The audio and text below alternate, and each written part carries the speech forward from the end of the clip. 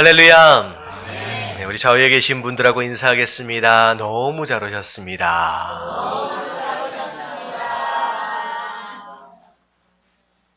네, 감사합니다. 자, 오늘 말씀은 에스겔 47장서부터 마지막 까지 해서 에스겔을 마무리를 하고요. 우리가 5월달서부터 우리 베드로전서를 시작했잖아요. 우리 베드로전서까지 나갈 수 있도록 하겠습니다. 자, 에스겔 47장 1절서부터 2절까지의 말씀 같이 함께 읽겠습니다. 자, 1절과 2절 다 같이 시작. 그가 나를 데리고 성전문에 이르시니 성전의 앞면이 동쪽을 향하였는데 그 문지방 밑에서 물이 나와 동쪽으로 흐르다가 성전 오른쪽 제단 남쪽으로 흘러내리더라.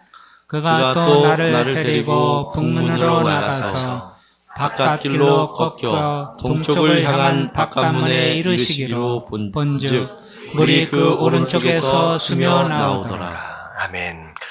하나님께서 에스겔에게 성전의 모습을 쭉 환상 가운데 보여주시고 완성된 성전 가운데 어떻게 예배가 드려져야 하느냐라고 하는 것에 대한 내용들을 하나님께서 구체적으로 설명을 쭉 하셨습니다. 자, 그리고 나서 그 예배가 이제 환상 가운데 있어진 그 예배가 있어지고 난 뒤에 자, 어떤 모습이 나오느냐? 가만히 들여다보니까 그 전까지만 해도 사실 보이지 않았었던 것 같아요. 문득 보이니까 성전 오른쪽 제단 쪽에서 자, 성전 문지방서부터 시작해가지고 뭐가 흘러나오기 시작한다? 물이 흘러나오기 시작한다. 그 물이 성전 안에서부터 쭉 흘러나와서 성전 오른쪽 제단 남쪽으로 쭉 향하여 흘러가는데 그게 어디까지 이어지느냐? 성전 바깥에 있는 담장까지 스며서 나오게 된다는 거죠. 자, 그런 가운데 이 에스겔이 인도하는 자와 함께 더불어 도대체 이 물이 어디까지 흘러가는지를 따라 나왔습니다. 비록 동쪽으로 물이 흘러가고는 있지만 동쪽 문으로는 나올 수가 없죠. 왜냐하면 그 동쪽 문은 어떻게 돼 있어요? 닫혀져 있잖아요. 하나님의 영광이 들어올 곳이다 라고 해서 동쪽 문은 항상 닫혀 있습니다. 그래서 북쪽 문으로 향하여서 동쪽으로 쭉 나와서 보니까 담벼락 쪽으로 해가지고 물이 스며서 쑥쑥 스며서 나오고 솟아서 나오고 있습니다. 자, 그래서 3절을 쭉 보니까 그 물을 건너게 하시니 물이 어느 정도까지 왔었느냐? 발목에까지다. 그래서 그 물을 쭉 따라가다 보니까 그 물이 심지어 어디까지? 무릎까지 올라오고 좀 더 가다 보니까 허리까지 올라오고 나중에 5절 정도 보다 보니까 심지어 그 강을 그대로 그냥 사람의 힘으로 건널 수가 없을 정도로 이제 강의 형태가 되어버렸다라고 하는 것이죠.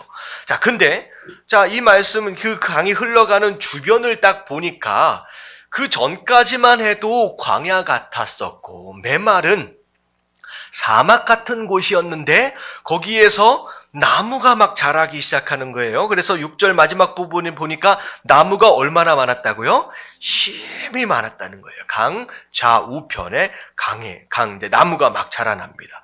자, 그리고 나서 그 강이 자, 흘러내리는 물로 그 바다의 물이 되살아났다라고 얘기했는데 이 바다는 지중해 쪽이 아니라 어느 바다를 의미하느냐?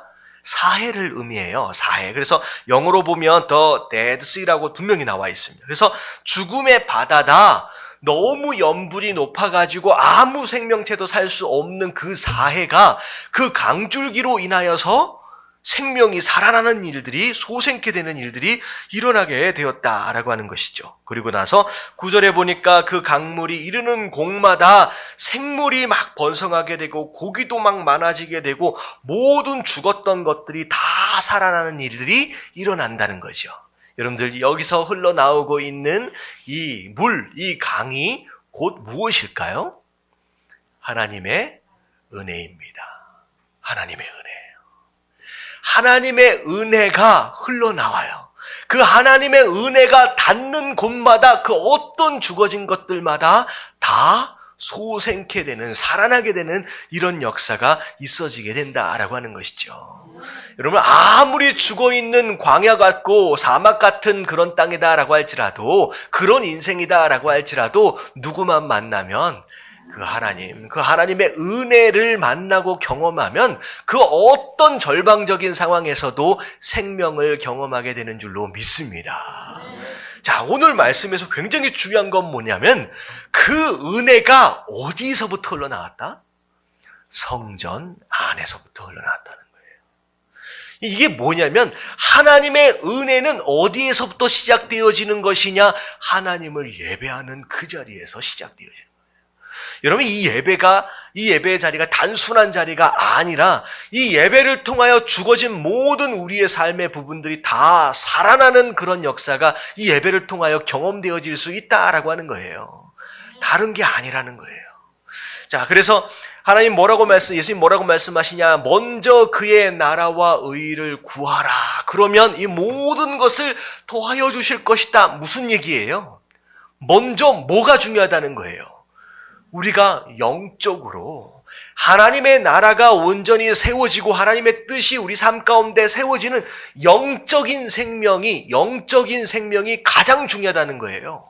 그래서 예배를 통하여 성전을 통하여 살아난 그의 백성들에 대한 것이 결국은 그 성전을 중심으로 그 생명력이 뻗쳐나가게 되는 것으로 말미암아 주변에 있는 모든 땅들을 다 살리게 된다는 거죠.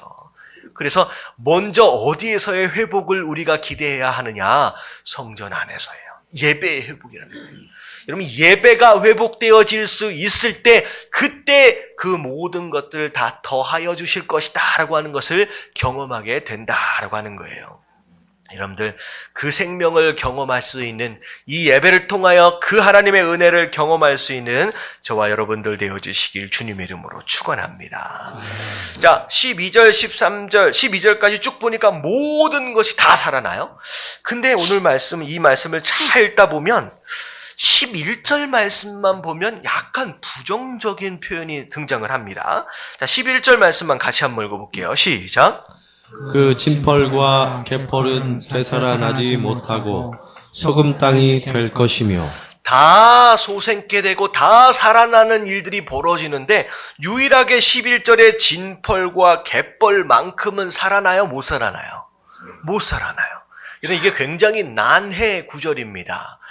이 구절에 대해서 여러 학자들마다 다르게 설명하고 있어요. 근데 일반적인 설명을 드리면 이런 거예요. 진벌과 갯벌. 특징이 뭐냐면 다른 땅들은 물이 흘러가잖아요. 근데 진벌과 갯벌은 물이 흘러가지 못하고 머무는 장소예요. 이 얘기는 뭐냐면 아무리 하나님의 은혜가 들어오고 비처럼 내린다라고 할지라도 내 안에 여전히 남아있는 완고함이 있고 무너지지 않은 그런 세속적인 마음이 붙잡아지고 있다라고 한다면 그 하나님의 은혜가 폭포수처럼 흘러가고 있는 그 사이에서도 변화가 된다는 거예요? 안 된다는 거예요? 안 된다는 거예요. 그 진벌과 갯벌만큼은 거기에서 살아나지 못한다라는 거죠. 이 얘기는 뭐냐면 함께 예배가 드려지고 있는 이 공간 안에서 하나님의 은혜가 소낙비처럼 쏟아지고 있는 같은 공간 안에서도 내 안에 버티고 있는 완고함과 고집들을 하나님 앞에 내려놓지 않는다라고 한다면 그 안에서조차도 하나님의 은혜를 경험하지 못하는 안타까운 인생들이 있을 수 있다라고 하는 거예요. 여러분, 이 가운데는 그런 인생이 하나도 없으시게 되길 주님의 이름으로 축원합니다. 내 안에 있는 질퍽질퍽 거리는 것들을 하나님께서 주시는 그 물의 흐름을 따라 빨리 내려 보내버려야 돼요. 질퍽질퍽 내 암 가운데 끌어안고 있으면요, 아무리 해도 씻어져 내려가지 않은 상황 가운데서 죽음의 상태 그대로 머물러 있을 수밖에 없다라고 하는 것이죠. 그래, 하나님 말씀이 선포되어지고 있을 때 내 안에 질퍽거리고 있는 이런 마음들, 나쁜 마음들이 발견되어지고 시선 내려져 가는 어떤 그런 역사로 말미암아 여러분 진벌이다라고 할지라도 갯벌이다라고 할지라도 살아나는 역사를 경험할 수 있는 저와 여러분들 되시길 주님의 이름으로 축원합니다. 자, 그래서 먼저 뭘 회복해야 되느냐? 예배를 회복해야 합니다. 예배가 회복되어지면 자연스럽게 그 다음 우리의 삶에 죽어진 것들을 하나씩 하나씩 회복하고 치유받는 변화되어지는 것들을 경험하게 된다라고 하는 것이죠. 자, 그 다음에 넘어가겠습니다. 13절, 14절 같이 한번 읽어볼게요. 시작. 주 여호와께서 이같이 말씀하셨느니라. 너희는 이 경계선대로 이스라엘 12지파에게 이 땅을 나누어 기업이 되게 하되 요셉에게는 두 몫이니라. 내가 옛적에 내 손을 들어 맹세하여 이 땅을 너희 조상들에게 주겠다고 하였나니 너희는 공평하게 나누어 기업을 삼으라. 이 땅이 너희의 기업이 되리라. 자, 성전이 지어지고 예배가 회복되어진 다음에 주변에 있는 땅들이 축복을 받아서 많은 열매들과 많은 나무들이 막 자라고 있어요. 다시 말하면 하나님께서 이스라엘 백성들에게 땅을 분할하여 줄 때에 사막과 광야를 주신 게 아니라 어떻게 된 다음에 주신 거예요. 다 회복시키시고 나서 그 땅에 생명을 자라게 하시고 나서 그 다음에 그 땅을 이제 하나씩 분할해서 나눠주시기 시작합니다. 그리고 나서 하나님 뭐라고 말씀하시냐? 각 지파마다 경계선을 만들으라 라고 말씀하시는 거예요. 여기까지가 너희 땅이다. 여기까지가 너희 땅이다. 라고 하나님께서 정해주시는 거예요. 우리가 알다시피 자, 이때 정해주시는 땅은 무엇을 뽑으라고 말씀하셨느냐? 제비를 뽑으라고 말씀하셨죠. 이 얘기는 뭐냐면 내가 원하는 장소에 내가 가서 사는 것이 아니라 하나님께서 정해주시는 것이에요. 어떻게 보면 내 마음하고 다를 수도 있거든요. 아, 나는 저기였는데 왜 내가 여기에서 살아야 되느냐. 뭐 나름대로 마음에 안 들을 수도 있지만 하나님께서 정해주신 자리에 가서 살게끔 하나님께서 만드셨어요. 이 얘기는 뭐냐면 자, 이제부터는 어디에 살지 어느 장소에 살지에 대해서도 누가 결정하신다는 거예요. 이건 하나님의 하나님의 주권입니다. 그리고 구역과 사이즈와 위치를 하나님이 정해주시는 가운데 경계선을 지어라, 경계선을 만들어라 라고 하는 것은 뭐냐면 여기까지다. 더 이상 욕심 부리지 말라라고 말씀하시는 거예요. 그래서 우리의 모든 죄의 근원은 어디에서 시작된다고요? 욕심에서 시작됩니다. 그래서 하나님께서는 뭐라고 말씀하시냐? 이 정도면 적당하다, 만족할 만하다라고 경계선을 지어주시면서 거기까지만. 그래서 우리가 주기도문을 할 때 뭐라고 기도해요? 우리에게 일용할 양식을 주시옵소서.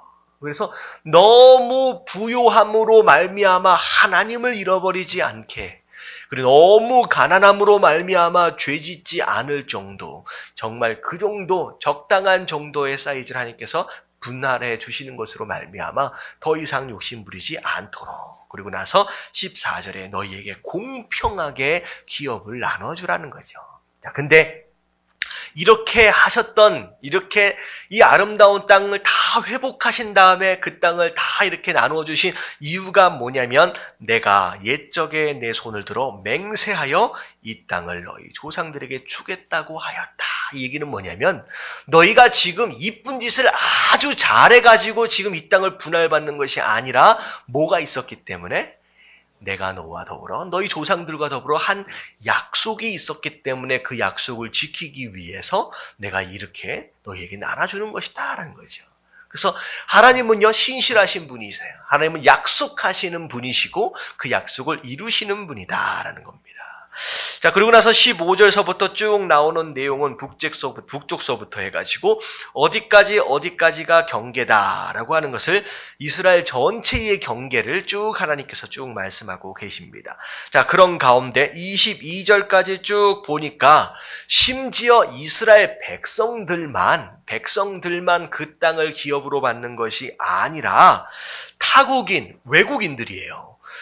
어찌 보면 이스라엘 백성들의 기준으로 볼 때는 이방인들이잖아요. 근데 이방이다라고 할지라도 그 자들이 너희 땅에 들어와서 자식을 낳고 그리고 그들 스스로 하나님 백성 되어지길 원하는 자들이 있다라고 한다면 그들 또한 어떻게 해주라는 거예요? 그 땅을 나누어 주라라고 하는 거죠. 그래서 하나님께서는 차별하지 말고 공평하게, 다시 말하면 너희가 아브라함의 자손이다 라고 해서 물론 특권을 가질 수 있지만 너희 너희 땅에 대한 어떤 특권을 너희 스스로만 고집하지 말고 함께 차별 없이 공평하게 이방인들까지 나눌 수 있어야 한다라고 하는 것이죠. 그래서 어찌 보면 그 당시에 사회적인 약자, 절대 약자일 수밖에 없는 자들을 하나님께서 이제 관심을 가지고 그들에게도 필요한 만큼의 땅을 나눠줄 수 있도록 하나님께서 배려하시는 장면이 오늘 말씀입니다.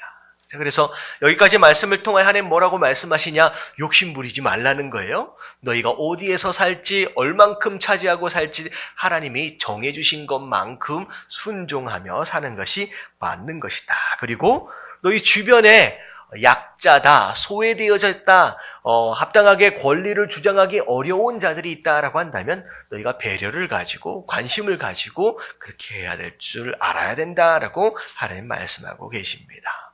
자, 그 다음 장으로 넘어갈게요. 48장입니다.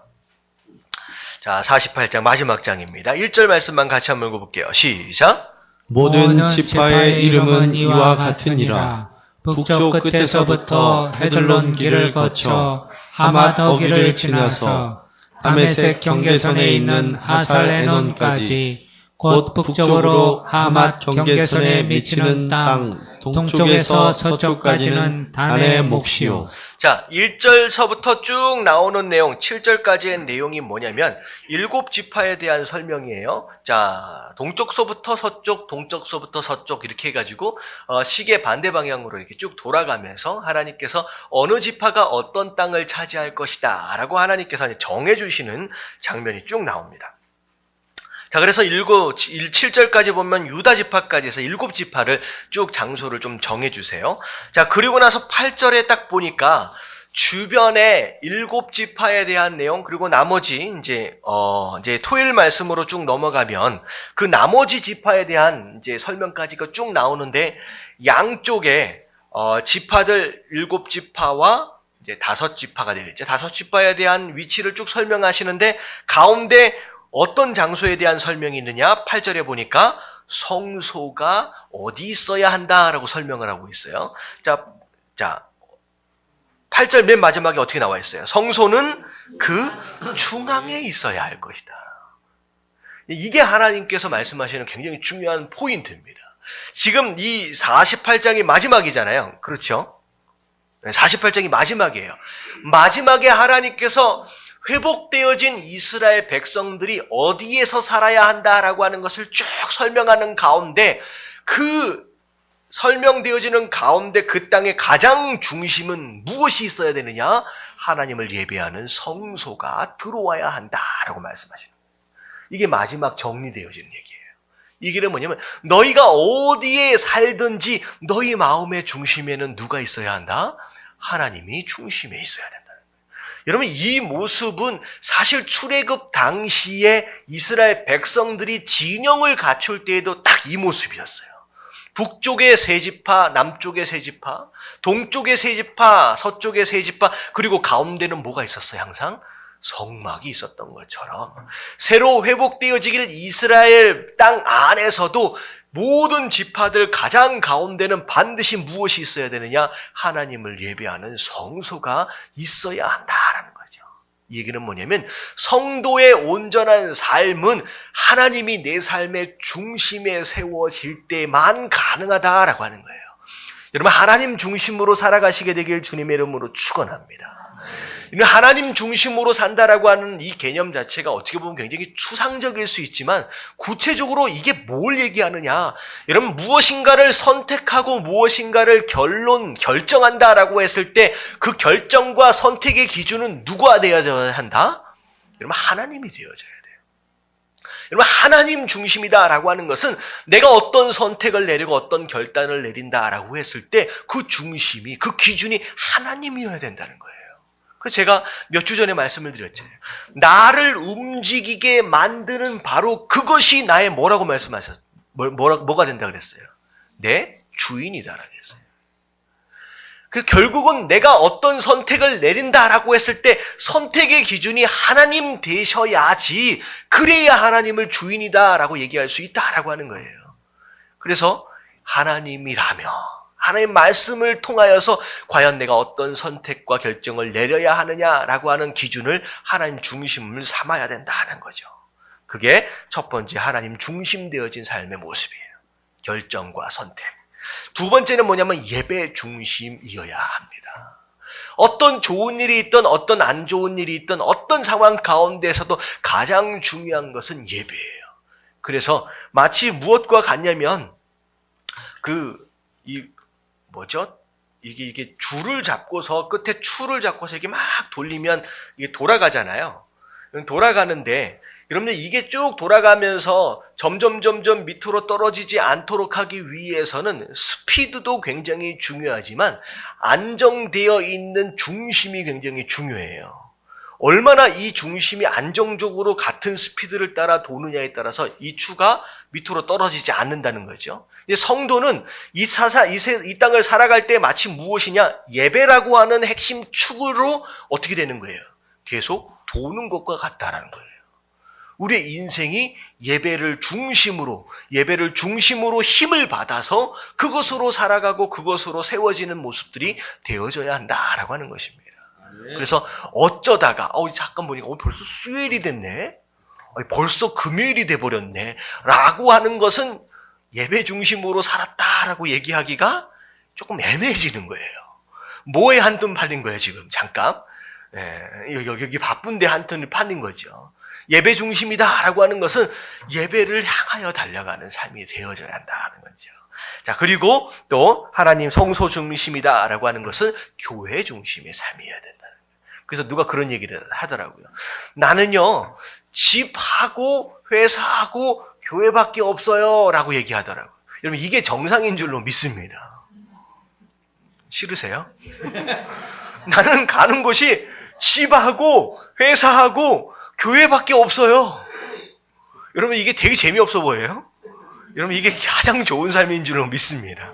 오만 대 돌아다니면요 뭐 하는 삶이 되냐면 죄지어요. 오만 대 돌아다니면 젊은 것들이 다 어디 갔어요? 이 젊은 것들이 갑자기 다 사라져 버렸네. 이따가 선생님 남으셔야 돼요. 예배 중심, 교회 중심의 삶, 그리고 성소 중심이다라고 하는 것은 우리가 바라보는 거예요. 이 땅의 것이 아니라 하나님의 것, 하늘의 것을 바라보는 삶이 바로 성소 중심의 삶이다라고 하는 거예요. 그리고 나서 하나님께서 이 48장 에스겔을 마무리하면서 마지막 구절, 잠깐만요. 그 다른 내용들은 앞에서 이미 다뤘던 내용이고요. 마지막 구절 35절에 뭐라고 말씀하셨느냐? 다 같이 한번 읽어볼게요. 시작. 그 사방의 합계는 18,000척이라. 그날 후로는 그 성읍의 이름을 여호와 삼마라 하리라. 자, 여호와 삼마라 하리라. 여러분들 이게 에스겔의 결론입니다. 하나님께서 이것저것 성소도 보여주시고 성전도 보여주시고 이스라엘 땅의 모습들을 다 보여주셨어요. 망해버린 이스라엘의 완벽한 회복을 하나님께서 환상을 통하여 보여주신 다음에 결론은 내가 이렇게 회복하고 이렇게 이 모든 것들에게 생명을 준 이유, 이 기회를 준 이유, 목적은 결국 무엇을 위해서예요? 여호와 삼마를 위한 것이다. 여호와 삼마가 무슨 뜻이에요? The Lord is here, there. 거기 하나님이 계신다라고 하는 거예요. 바로 하나님이 계시는 바로 그 삶, 하나님과 함께 머무르는 삶, 하나님과 함께 동거하는 삶, 하나님과 함께 동행하는 삶, 바로 그런 삶이 성도의 진짜 올바른 삶의 모습이다라고 하는 것을 하나님께서 보여주시기 위해서, 그게 진짜 이스라엘의 완벽한 회복이다라고 하는 것을 보여주시기 위해서 이런 에스겔에게 이런 환상을 보여주시는 거예요. 오늘 말씀 에스겔의 마지막 부분을 통하여 나무가 아무리 많고 물고기가 아무리 많고 무엇이 얼마나 회복되어지고 얼마나 열매가 많으냐라고 하는 것보다 더 중요한 게 뭐냐? 거기에 지금 누가 계시느냐라고 하는 것이 가장 중요한 줄로 믿습니다. 여러분, 가정의 달이 되어서 건강한 가정, 행복한 가정들을 위해서 나름대로 기도를 많이 하잖아요. 그럼 진짜 건강한 가정, 돈이 많은 가정일까요? 아니면 어떤 것이 많고 어떤 것을 많이 누리고 있는 가정일까요? 가장 중요한 핵심은 뭐냐면 오늘 말씀에 나와 있는 것처럼 여호와 삼마예요. 거기 하나님이 계시냐라고 하는 거예요. 에덴 동산이 에덴 동산일 수 있는 이유는 거기 누가 계시기 때문에 하나님이. 가나안이 가나안일 수 있는 이유는 거기 하나님이 계시기 때문이다라고 하는 거예요. 그래서 여러분들 어디에 있든지 어떤 상황에 있든지 여러분 하나님을 찾으시고 하나님과 함께 머물러 계십시오. 그러면 그 자리가 곧 천국이고 거기가 가나안이 될 수 있다라고 하는 거. 여호와 삼마를 매일매일 삶 속에서 경험할 수 있는 저와 여러분들 되시길 주님의 이름으로 축원합니다.